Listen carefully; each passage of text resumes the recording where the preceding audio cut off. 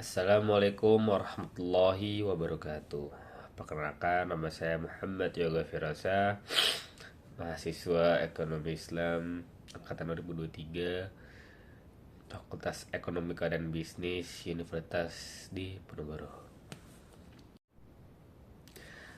Pada kesempatan kali ini kita akan membahas sejarah pemikiran ekonomi Islam pada masa Daulah Bani Umayyah.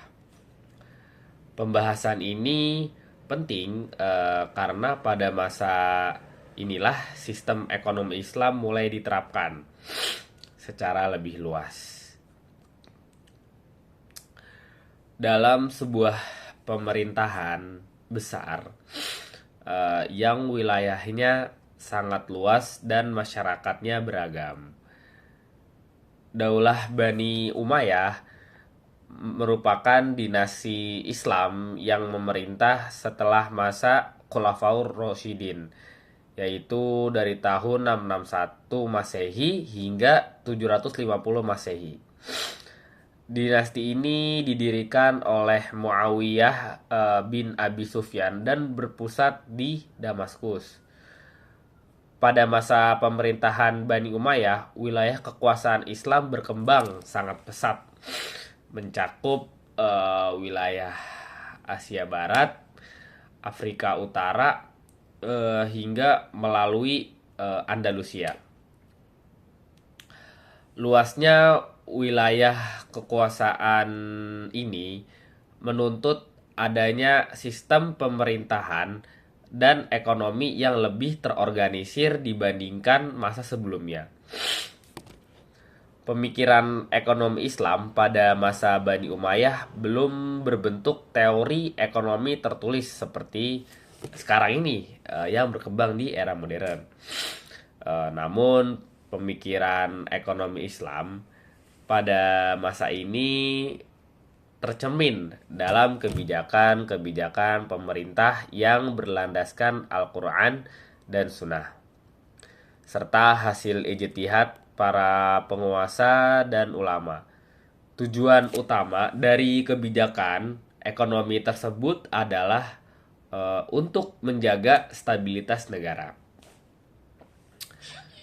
memenuhi kebutuhan masyarakat, dan mewujudkan keadilan sosial. Di dalam praktiknya, sistem ekonomi pada masa Bani Umayyah sangat bergantung pada peran negara.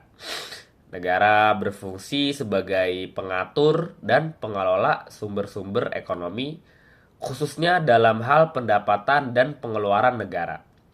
Salah satu fokus utama adalah pengelolaan sumber pendapatan negara agar dapat digunakan untuk kepentingan publik. Sumber pendapatan negara pada masa Bani Umayyah yang kalian tahu berasal dari beberapa instrumen utama, yaitu yang pertama ada zakat. Oke, mungkin di sini aku akan menjelaskan tentang zakat dulu. Zakat itu apa sih, Bang? Zakat itu merupakan kewajiban bagi umat muslim yang berfungsi sebagai alat redistribusi kekayaan. Zakat digunakan untuk membantu fakir miskin, anak yatim, dan golongan yang berhak menerima sesuai dengan ketentuan syariat Islam. Melalui zakat, diharapkan tidak terjadi penumpukan kekayaan pada kelompok tertentu saja.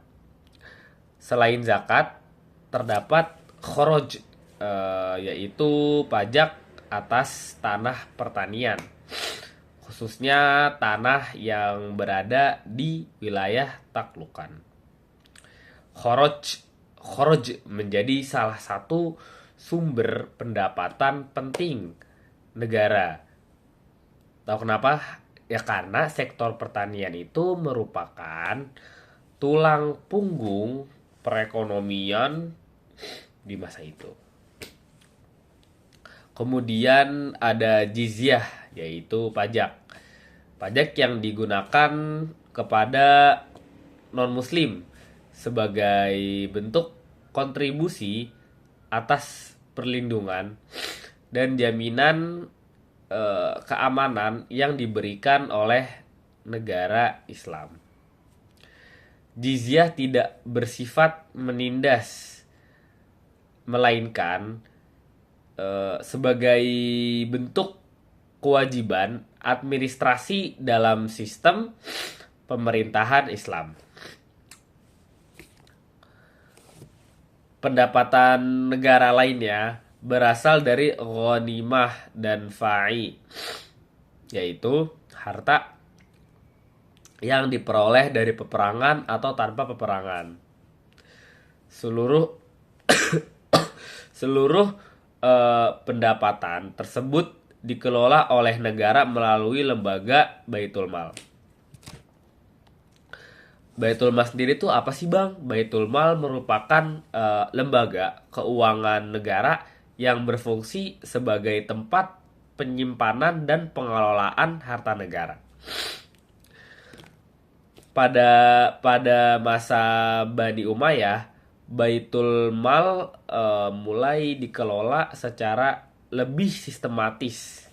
Dana yang masuk ke Baitul Mal digunakan untuk berbagai keperluan seperti membiayai administrasi pemerintahan, membayar gaji pegawai dan tentara, membangun infrastruktur serta membangun masyarakat yang membutuhkan.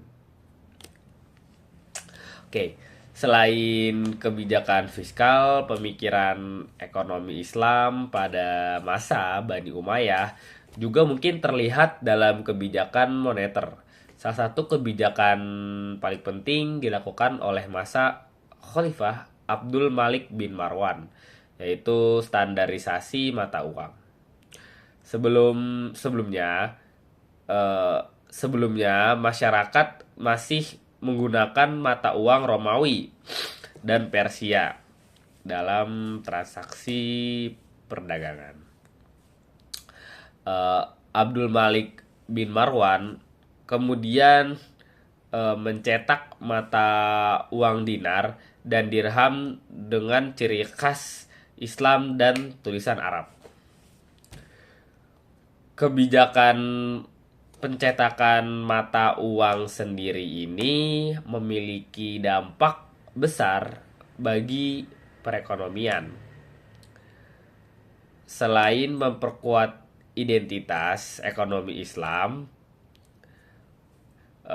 kebijakan ini juga mempermudah transaksi perdagangan, meningkatkan kepercayaan masyarakat terhadap sistem ekonomi, serta menciptakan stabilitas moneter di seluruh wilayah kekuasaan Bani Umayyah.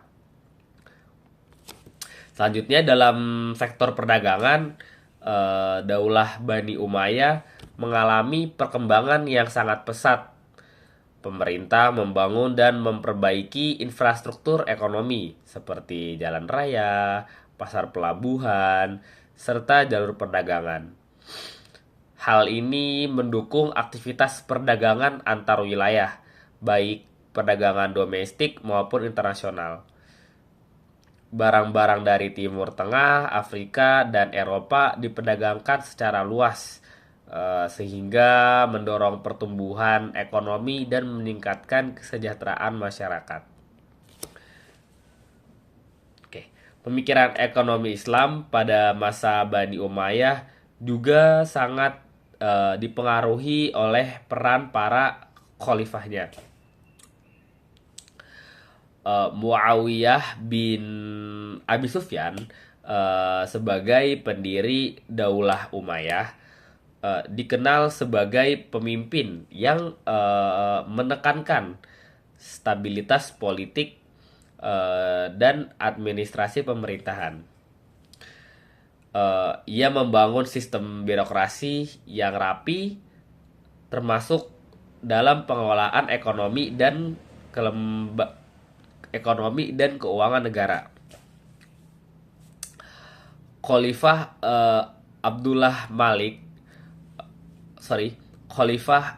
Abdul Malik bin Marwan berperan besar dalam memperkuat sistem ekonomi negara. Selain kebijakan mata uang, ia juga melakukan reformasi administrasi pemerintahan dan keuangan negara sehingga sistem ekonomi menjadi lebih teratur dan efisien. Sementara itu, Umar bin Abdul Aziz dikenal sebagai khalifah yang sangat menjunjung tinggi nilai keadilan dan kesejahteraan rakyat. Pada masa pemerintahannya, pengelolaan zakat dilakukan secara optimal sehingga kesejahteraan masyarakat meningkat secara signifikan. Bahkan dinyatakan bahwa pada masa Umar bin Abdul Aziz, sulit menemukan orang yang berhak menerima zakat karena tingkat kemiskinan yang sangat rendah. Meskipun memiliki banyak pencapaian sistem ekonomi pada masa Bani Umayyah, tidak terlepas dari berbagai kelemahan.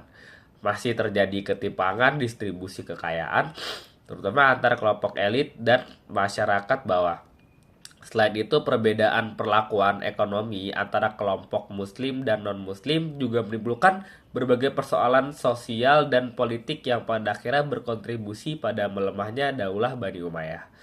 Namun demikian, secara keseluruhan, pemikiran dan praktik ekonomi Islam pada masa Bani Umayyah memberikan kontribusi besar bagi perkembangan ekonomi Islam. Kebijakan-kebijakan yang diterapkan pada masa ini menjadi dasar bagi perkembangan sistem ekonomi Islam pada masa berikutnya, terutama dalam hal peran negara, pengelolaan keuangan publik, dan upaya mewujudkan kesejahteraan masyarakat. Demikian penjelasan mengenai sejarah pemikiran ekonomi Islam pada masa Daulah Bani Umayyah. Kiranya cukup. Billahi taufiq wal hidayah. Wassalamualaikum warahmatullahi wabarakatuh.